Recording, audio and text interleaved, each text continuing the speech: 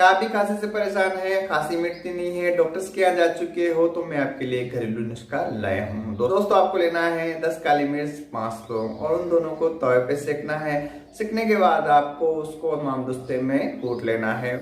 हमाम दस्ते में कूटने के बाद उसका पाउडर हो जाएगा। फिर दोस्तों आपको लेना है अदरक का टुकड़ा। अदरक के टुकड़े को आपको तवे पे सेकना है। सेकने के बाद उसको धो लेना है और उसको कस लेना है। कस लेने के बाद एक कपड़े में लीजिए और उसमें से रस निकाल लीजिए। उस रस को आपको डालना है 1 चम्मच शहद में। जो दोस्तों लौंग और काली मिर्च का पाउडर बना है उसमें से 1 चुटकी आपको शहद में डाल लेना है। फिर डालनी है आपको 1 चुटकी हल्दी और डालना है 1 चुटकी नमक, वो भी सेंधा वाला। दोस्तों ऐसा प्रयोग आप खाली पेट सुबह सुबह कीजिए, उसके बाद ही आप चाय पीजिए, वो भी आधे घंटे बाद। ऐसा प्रयोग अगर आप 3 या 4 बार कर लेंगे तो आपकी खांसी बिल्कुल खत्म हो जाए। दोस्तों कैसी लगी मेरी टिप्स? ऐसे ही टिप्स जानने के लिए देखते रहिए मेरा निक।